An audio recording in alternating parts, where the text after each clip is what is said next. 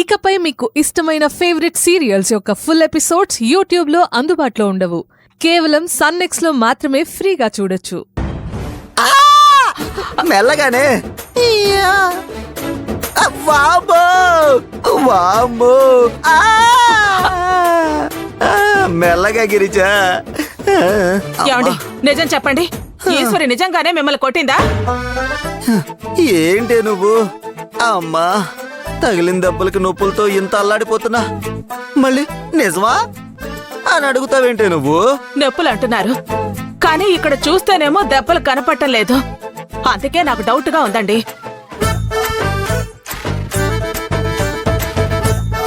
నీకేం చెప్పనే, అది మామూలుది కాదే. అచ్చం పోలీసులు కొట్టినట్టే కనపడని దెబ్బలు కొట్టేసింది. వామ్మో నా మీదకి తప్పుని నెట్టారు.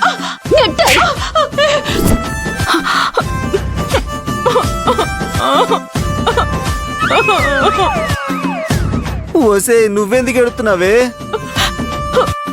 అదేంటి నీ మొహం అలా కమిలిపోయింది? కనపడకుండా పోలీసు దెబ్బలే కాదండి, కనపడేటట్టు రౌడీలు దెబ్బలు కొట్టడం కూడా తెలుసు దానికి.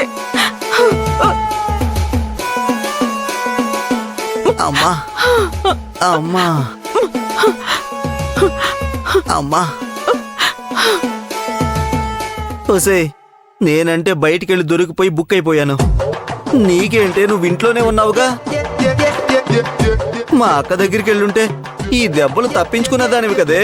మీ అక్క చూడకుండా నన్ను కొట్టి మళ్ళీ మీ అక్క ముందే వార్నింగ్ కూడా ఇచ్చింది.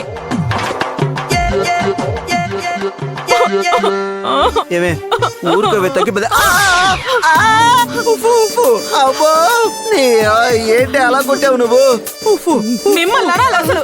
పోలీసులు కూడా వచ్చారు, అదే ఛాన్స్ అని ఈశ్వరిని అరెస్ట్ చేయించాల్సింది పోయి పెద్ద నీతి మంత్రుల బిల్డపిచ్చి ఎవరి పాపం వాళ్ళకి తగులుద్ది అంటూ ఓవర్ చేసి క్షమించేశారుగా. ఓసి పిచ్చిదానా, ఆల్రెడీ మర్డర్ కేసులో బెయిల్ మీద బయటకు వచ్చి తిరుగుతుందే. ఇప్పుడు మహా అయితే kidnap case, man handling case మీద పడతాయి. ఆ ఈశ్వరికి అదో లెక్క చెప్పు. ఇప్పుడు నేను ఈశ్వరిని క్షమించినట్టు నమ్మించి నటించాను అనుకో, అప్పుడు అల్లుడు అక్క దగ్గర మార్కులతో పాటు సింపతి కూడా కొట్టేయచ్చు. అలాగే ఈశ్వరి మీద మరింత ద్వేషం కూడా పెంచొచ్చు. దెబ్బకి దాన్ని ఇంట్లోంచి గెంటేయడం మనకి ఇంకా ఈజీ అవుతుంది.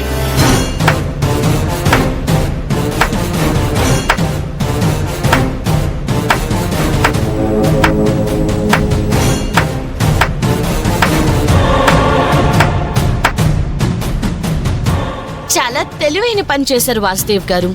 సరైన సమయంలో సరైన నిర్ణయం తీసుకొని వాళ్ళని భలే నమ్మించారు. జీనియస్ అసలు మీరు. ఎంత పొగిడినా తక్కువే. సుందరమూర్తి గాని ఆంటీ గాని జీవితంలో ఇంక ఈశ్వర్ని నమ్మరు, క్షమించరు. మీరన్నట్టు ఈశ్వర్ని బయటికి పంపించడానికి ఇది మనకి చాలా యూస్ఫుల్ అవుతుంది. You did a great job Vasudev గారు. టైంకి నువ్వు పోలీసులు పంపించావు కాబట్టి సరిపోయింది ప్రణతి. లేదంటే ఈశ్వరి నన్ను అలాగే కుళ్ళబొడి చేసి నాతో నిజం కక్కించేది. ఎంత కుళ్ళబొడిస్తే మాత్రం మీరు నిజం చెప్పేస్తారా ఏంటి? నీకేం తెలుసే, నేను కాబట్టి ఆ మాత్రం భరించి తట్టుకున్నాను. అదే ఇంకొకరు అయ్యుంటేనా దాని దెబ్బలకి గత జన్మలో జ్ఞాపకాలు కూడా గుర్తొచ్చి చెప్పేవాళ్ళు. సరే, ఈశ్వరి గారు జైలుకి వెళ్లాలన్నా, ఈ ఇంటి నుంచి బయటికి వెళ్లాలన్నా, లేదా వాళ్ళకి విడాకులు రావాలన్నా, ఏం జరిగినా సరే ఈశ్వరి నిజం తెలుసుకుని మన మీద అటాక్ చేసే లోపే జరిగిపోవాలి. మీరేం కంగారు పడకండి, నేనున్నాను కదా. నేనుండగా మీకే ప్రాబ్లం రాదు, రానివ్వను. మీరేం చేయక్కర్లేదు.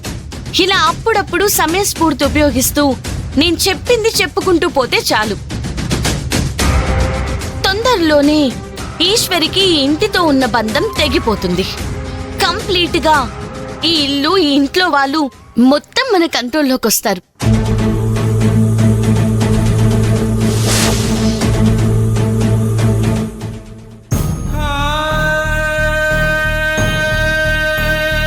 అక్క పూర్తిగా మారిపోయింది. అక్క ఆలోచనలు, అక్క చేస్తున్న పనులు చాలా క్రూరంగా మారాయి. ఇన్ని రోజులు అక్క జీవితం ఏమైపోతుందోనని మదన పడ్డాను. ఇంత దూరం వచ్చాక నేనెందుకు అక్క గురించి ఆలోచించాలి?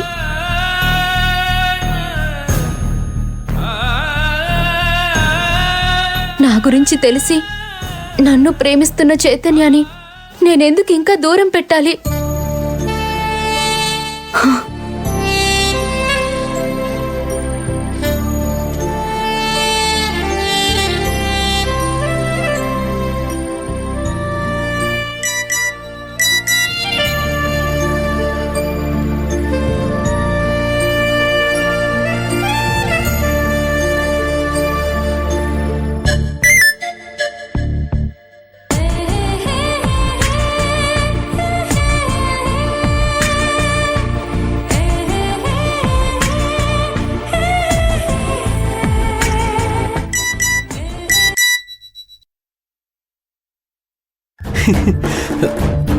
Yes! Yahoo! Yeah!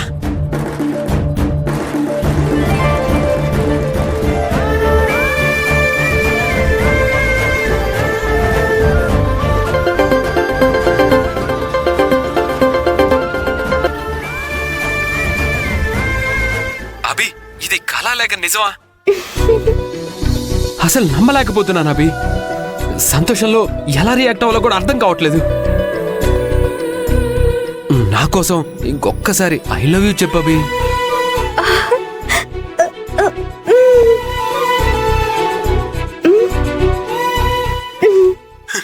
Yes! Yahoo! Yes! Love you too Abhi, love you two.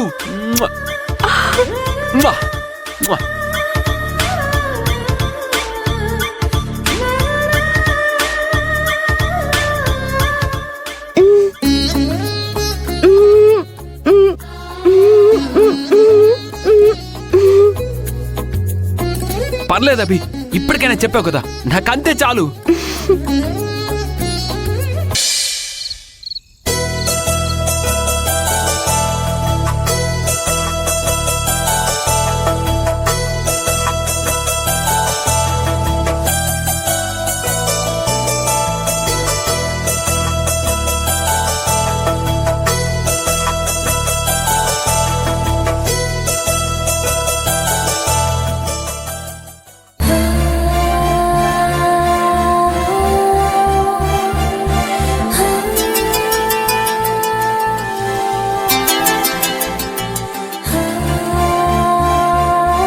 Hello తాతయ్య.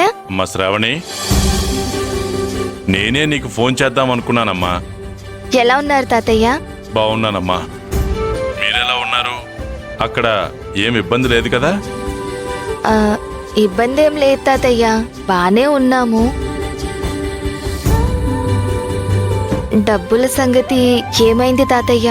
అదేనమ్మా, సంతోష్ ట్రీట్మెంట్కి కావలసిన మిగతా డబ్బు ఏర్పాటు చేద్దామని వెళ్ళాను. ఏమైంది తాతయ్య? ఎవరైనా ఇస్తామన్నారా? చాలా మందిని అడిగానమ్మా, లేవనే చెప్తున్నారు. పైగా ఇప్పుడు పంటల సీజను, అందరూ డబ్బులు పెట్టుబడులుగా పెట్టేస్తున్నారు. ఇప్పుడు ఎలా తాతయ్య? ఆయన ట్రీట్మెంట్ ఇలా మధ్యలో ఆపలేం కదా. అదే నాకు అర్థం కావడం లేదమ్మా. తాతయ్య, అది మన ఎకరం పొలం ఉంది కదా, దాన్ని అమ్మేసి ఆ డబ్బుతో ట్రీట్మెంట్ చేయిద్దామా? మన పొలమా? అది నీ పెళ్లి కోసం దాచుంచిన పొలం కదమ్మా. నా పెళ్లి కోసం దాచిన పొలమే అయినా మనిషి ప్రాణాల కంటే విలువైందేమీ కాదు కదా తాతయ్య. ఇంక పెళ్ళంటావా? తొందరే ముందులే తాతయ్య, అప్పటికి ఏదో ఒకటి చేద్దాం. శ్రావణి, ఒక్క నిమిషం తాతయ్య.